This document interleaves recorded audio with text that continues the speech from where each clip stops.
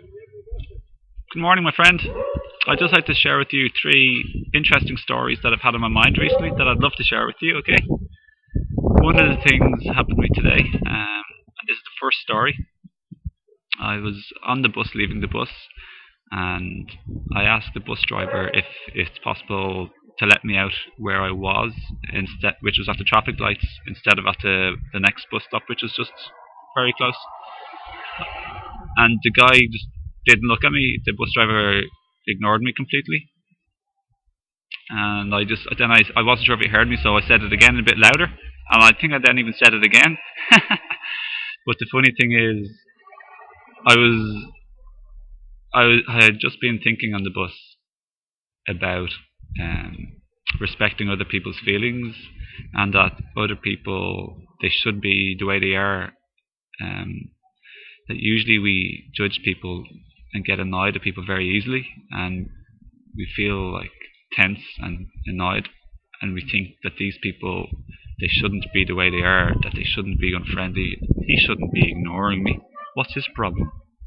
What the hell is his problem, you know? So it was funny that this guy suddenly was just totally ignoring me just after thinking about these stuff. And I was aware of this as well, you know. So I just thought, well, I could ask him another time, a fourth time, but the last time I'd asked him, I'd included the word, like, is it okay to get out of here, bus driver, or would you like me to wait for the next stop? Because I never want to pressure anyone, so I always leave a back door open where they can say, yeah, the next stop or something. But he just ignored me. He was sort of like looking away. Like, he didn't really want. I just thought, okay, I think I know what's happening here. I think he's not feeling the best.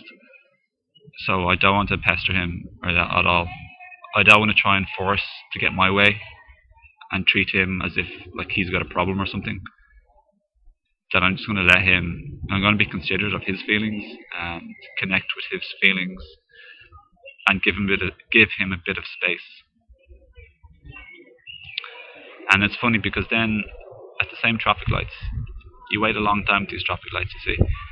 Some teenager or early 20-year-old man rushed down the stairs and then went in front of me, close to the door of the bus where the bus driver was, even closer to the bus driver. And he said, "Hey, can I get off here? I'm in a rush." Or, "Can I get off here? I want to get off here." And the bus driver just again totally blanked him. He didn't look at him. Very funny actually. And then he said it again, like he put his head like really close to the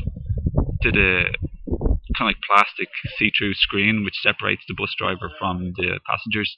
He said, "Here, listen, can I get off here, mate? Like, I'm in a rush, I want to go home, like, let me off here, would you?" And the bus driver, he almost shouted at him or something. The passenger shouted like, hey, can you hear me? What's wrong with you or something? And the bus driver then finally paid some attention and said, you can wait the next stop. And I couldn't really hear him because he's just muttering. And then the man said to me again, the 20-year-old young man said, "What? I can't hear you. What did you say?" And then the bus driver finally said in an audible voice, "Just wait till the next bus stop." And again, that wasn't very loud. It was very sort of unresponsive. It wasn't very engaging of the man. But anyway, I decided to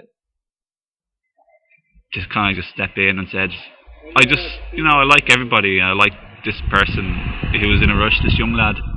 And I just said to the guy, "I hope you're not in too much of a rush. Are you on your way home, yeah?" And he said, he looked like a bit of a rough character, like someone from a poor estate. "I like everybody, so it's cool with me." And he said, "Yeah." And I said, "I hope everything's okay at home. Like, I hope there's no big problem or whatever." To which the young lad said, No, it's okay. And I said, I think the bus driver isn't feeling very well. I was trying to help the young lads understand the situation more, understand the bus driver's perspective. So I was just saying, I think he's not feeling very well. And the young lad said, "Yeah, he's gonna always at that." But anyway, I didn't feel bad towards the bus driver, and I didn't feel bad at all this entire thing. And then I just kind of like started talking to the young lad a little bit, early 20s, whatever. And I just sort of said like, you'll be home soon, like, you know, and just a bit of lightheartedness. And eventually what happened was he was complaining, the young lad was saying, these traffic lights are the worst traffic lights in this town. You wait forever. They only let in 2 cars. Anyway, the lights eventually turned green. They actually take a long time to turn green. They turned green, and there's 3 cars in front of us. So 3 cars went through, then they started to change orange, going towards red, and the busman anyway, the bus driver, he went through the orange light, and then I was saying, there we go, sure, you'll be home 3 minutes early, instead of waiting another 3 minutes at the lights, in other words, because we got through this time. And he kind of just smiled, and it was all good. I said, all right, see you, my friend, or have a nice day. And then I said the same to the bus driver, like, thanks a lot for the lift home, appreciate that, and it was fine. But it's funny how quickly people, both consciously and also both sort of subconsciously, start thinking that other people like have a problem. And we get annoyed and irritated very easily with people, very, very easily. We think that other people like to have a problem, basically, and that they shouldn't be the way they are. And generally we want to change them and tell them how they should be.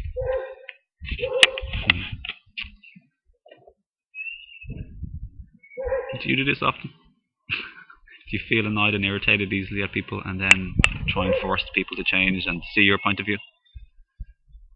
But do you ever really stop and try and understand their point of view? And how they're feeling is the most important thing. Because often we feel that other people, they don't make sense, that their actions don't make sense, that they overreact and they're just being a bit inconsiderate or crazy or trying to control and trying to get their way and everything else. But the thing is, if we understood, if we had their whole life's experiences, and if we had their past week's experiences, we might understand why someone might be in a bad mood, grumpy or unhappy or stressed.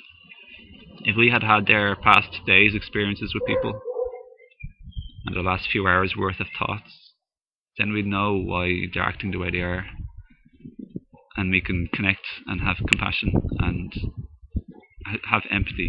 Basically, the most important thing is to have understanding. We wouldn't say anymore that they shouldn't be like this or have this feeling inside us, you know, this sort of tense feeling that they shouldn't be. Why are they doing this? They shouldn't be. So we wouldn't have this judgment anymore or this uneasiness. We'd have a full understanding that they should be like this. This makes sense, actually, the way they are, based on their previous lifetimes, their previous hours, days worth of experiences and thoughts, and their other interactions with people. So once we understand someone, we can say, yeah, this makes sense. They should be acting the way they should be, more or less, because now we understand their feelings. Okay, so this is cool. This isn't an excuse to be behaving in a hurtful way towards anybody. So now, anyway, we're going to take action probably, because if someone is being sort of mean or unfriendly or hurtful, harmful to us or other people, now we can try and change the situation for our benefit, for their benefit, and for everybody's benefit. So now we understand the person, we can take action and talk to them. But the thing is, once we understand somebody and we realise that they should be basically the way they are, we understand that they're feeling bad, and we might know why, or we might not know why. If we don't know why, we might want to ask them why. But the thing is, when we have this sort of empathy and understanding and open-mindedness and open-heartedness towards somebody, we don't view them as a thorn in our sides or a problem in our lives anymore. We don't view them as the enemy. We can talk to them now from a place of peace, and it's lovely. There's peace there behind our words, and there's more open-mindedness towards understanding them even better and even more. And they can sense this when we talk to them. We're not against them anymore. There's no longer the big tension between the two people. there's this togetherness. Yeah. So think about this for a minute, please. Next time, think of someone in your life who you have a problem with, so to speak, who's upsetting you or annoying you or frustrating you or making you angry. See what your judgments are towards them and how close-minded you've been towards understanding their feelings and thoughts and experiences before. And try and put yourself in their shoes and try and understand them. When you do this, you'll find probably you'll have a whole new different perspective of the situation. And maybe you might not have even ever had this perspective before. It could be a friend of yours who you're having trouble with. It could be a family member, a brother, a sister, a mother, a father, a son or a daughter. Or it could be someone in work, someone in college, someone in school, or a stranger on the street. Just know that there's a reason why people act the way they do, and that this makes sense, rather than thinking that it doesn't make sense and that they should be different. Hey Neil. Cool. That's my brother there. He's a fruit and vegetable guy. He's bringing like potatoes and stuff. That is so cool. I'm just in my front garden actually. You see? I'll show you quickly. It's around where I live. So funny. My house and my neighbours. So cool. So I'll tell you the other two stories another time. Just ponder this and reflect upon this, I hope. And let me know what you think, please. Because I think this is so important regarding getting on well with people and not being against people anymore. To understand with them, connect with your heart, connect with them, have an open heart and an open mind. Be open to more understanding and open to the fact that you're not right necessarily or 100% right, and that they aren't necessarily wrong. So I look forward to your comments. Thanks again for your company. Thanks for being here, and have a nice day. Have a great day. See you again. See ya. Bye. Peace.